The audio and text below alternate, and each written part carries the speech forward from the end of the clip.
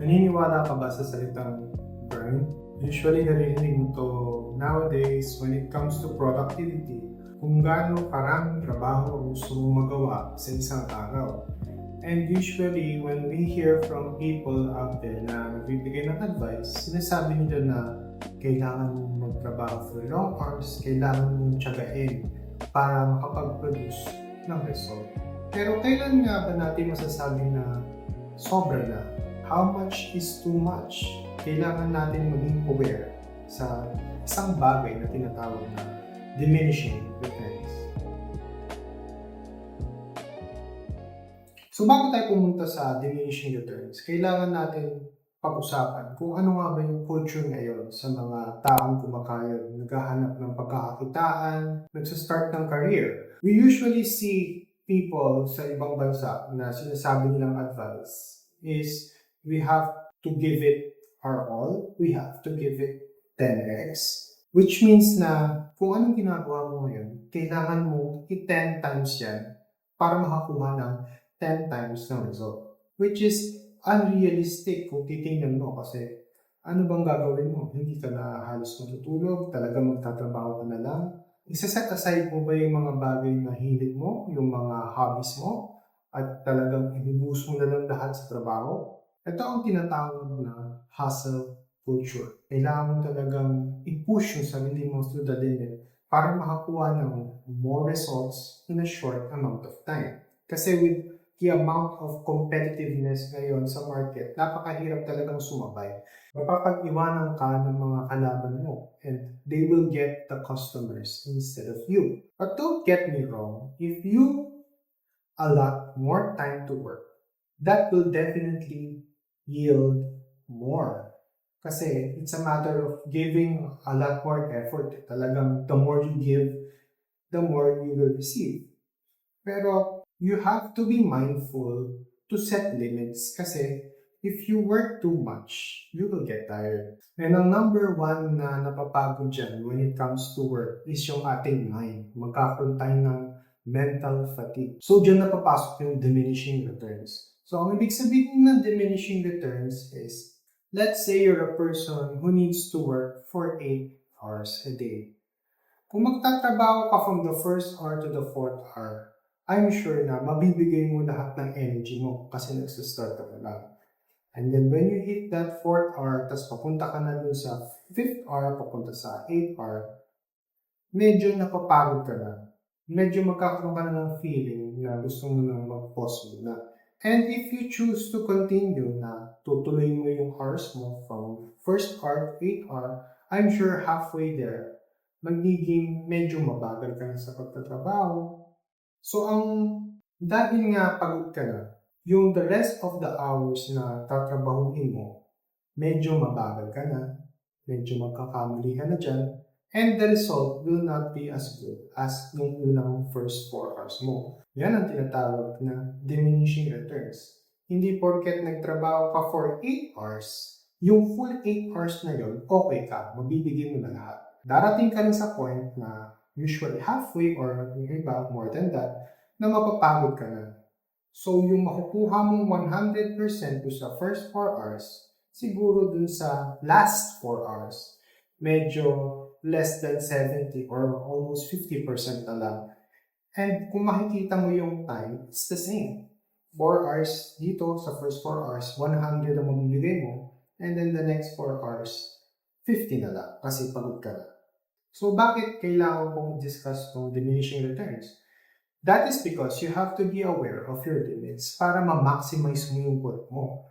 If you are going to work for 8 hours and you think na in the first 4 hours, after that, mapapagod ka na, why not take a break?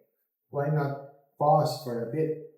Mamaya na ulit yung 4 hours. Give yourself the break, give your mind a break para medyo pick up mo yung sarili mo. Then, when you get back and do the next 4 hours, mas maganda yung trabaho or yung output na mabibigay mo compared na kung diniretso mo yung 8 hours yun. So, yun ang problema dyan sa mga sinasabi ng iba na kailangan mo talagang pumayat non-stop. We as humans, hindi natin kaya yan. Meron tayong hangganan. So if you don't know about that concept, magtatrabaho ka lang na magtatrabaho and a lot of your hours working is wasted. Kasi pagod ka na, drain ka na, hindi mo na magagawa yung trabaho mo na mabuti. So it's best to organize your work.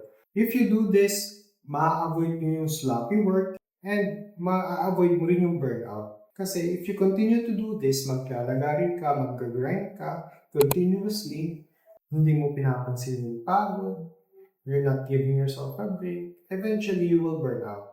And that will cause you to stop with your progress. Minsan nga yung ibang tao, nag-fail na sila doon. Kasi pag na-burnout sila, nag-quit na sila. And that is what we are trying to avoid as much as possible. So to give you a simple example, here is Carlos. Carlos is a video editor. In a day, he has 8 hours of work to do para matapos yung kanyang video. So Carlos is natutorn siya. Gagawin ko ba itong video na ito ng dire-diretso para matapos na? Gagawin ko ba ito ng mabilisan para makagawa pa ako ng second video sa gabi? Or should I divide it equally para hindi ako masyadong mapagod? So what Carlos did is he tried doing it straight. So, yan, gumawa siya ng video. Talagang nilagari niya. 8 hours siya nag-edit ng video. Then after that, nung natapos siya, sobrang napagod siya kasi 8 hours siyang nakatutok sa monitor non-stop. So, masakit na yung kamay niya. And then eventually, he wasn't able to make that second video. And then the next day, when he was going to submit that video to his client, napansin niya na napakaraming mali. Parang ang daming mga kailangan i-edit. So the next day, he had to spend time again to edit that first video that he did. Kasi napakaraming mga kailangan corrections doon. And then, for his next project, he decided to divide the work instead. Ang ginawa ni Carlos, dinivide niya into 3 yung sessions ng pag-edit niya. Dahil medyo energetic siya sa umaga, nag-edit siya for 4 hours in the morning, and then after that, nag-break siya, he had his lunch, then after lunch, nagtrabaho siya ulit for a short time, 2 hours, and then he took another break to get dinner. And then at night, before going to sleep, he finished up his editing with the last 2 hours, completing the 8 hours. And with that, every time na nag-break siya, nare-refresh yung mind niya. So when the next day comes, nung nakita na yung video niya, mas pulido, mas less yung mistake. And then, hindi siya masyadong napagod. So the next day, okay siya. Pwede siyang magtuloy sa trabaho niya. When we are not aware with how much we are taxing ourselves with work, hindi natin napapansin na nakaka-apekto na pala ito sa work natin. Kailangan natin laging tandaan yung concept ng diminishing returns kasi kailangan natin sulitin lahat ng oras na meron tayo para to get the best results in the shortest amount of time possible. Huwag natin masyadong lagarihin yung sarili natin kasi it will only lead to failure. Yan ang mga sikreto ng mga ibang tao dyan na successful. They are trying to maximize the work that they can do. And if they know that pagod na sila, kailangan na nila ng break, they will do so. And that way, hindi nila masyadong na-experience yung mental fatigue and tuloy-tuloy lang yung trabaho. If you're less tired, mas pulido ang trabaho at mas less yung stress.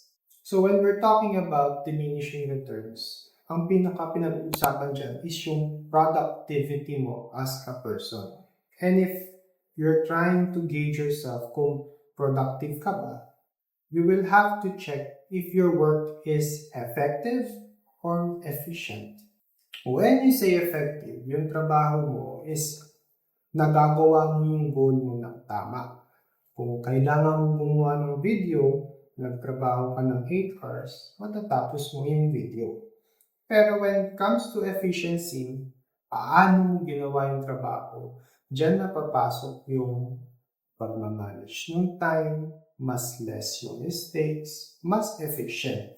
And what leads to a better workflow is efficiency. Kasi ma-maintain nyo yung consistency ng work, which is very important when you're trying to succeed in life. In whichever career you choose, mapa-business man yan, professional work, or even in content creation, you have to be very consistent. And we have to be mindful of our limits. One way to make ourselves efficient is to build systems. Alam ko naririnig mo na yan sa mga ibang nagbibigay ng advice o their financial advice na create systems. Pero ano talaga yung system na yan? Nabibig ba yan? Or what?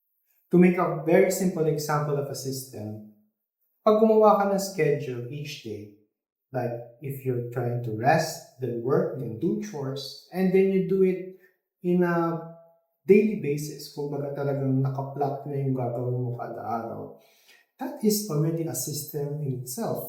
Kasi you're trying to manage your time wisely, and that will boost your efficiency. Yan ang pinaka-simple example ng systems. You have to create a sort of routine for yourself. And if you apply it to work, kunwari meron kang business, kung ang sistema mo is si employee A ang mamamalengke, and then si employee B ang magluluto, kung nahirapan si employee B sa pagluluto, si employee A tutulong sa kanya, yan ang mga tinatawag na system. And as time goes by, pag nasanay kang gumawa ng mga routines na to, you will get better at it. And yan ang magiging foundation ng iyong business, yung mga systems na gagawin mo.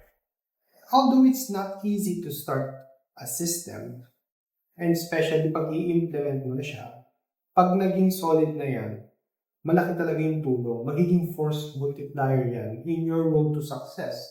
Remember, what we want is consistency. And if we want to be consistent, we have to be mindful of things that we can or cannot do. Pag naging aware ka sa diminishing returns, mas mamamanage mo yung workflow mo. And if you have employees, mas mamamanage mo yung workflow nila. And pag sinama mo pa yan ng pulido na system na simple, pero very easy to implement, dyan na magsa-start yung progress mo. What we have to remember all the time is that we are only human, hindi tayo robot, napapagod tayo. And as humans as well, we have a tendency to yearn. Talagang gusto natin maging successful, may drive tayo. Pero if we make mistakes like this, na we are being constantly mentally fatigued, and then nagkakamali tayo, it is going to be a big roadblock for us. Mas tatagal yung process na pagiging successful.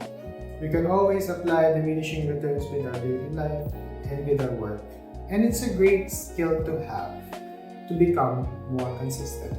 If you become more aware of these kinds of things sa trabaho mo, I'm sure na mapapansin mo na lang in time na mas okay yung trabaho mo, para mas dumadali yung process ng business mo or yung profession mo. And you will realize you will have less stress and you will be more productive.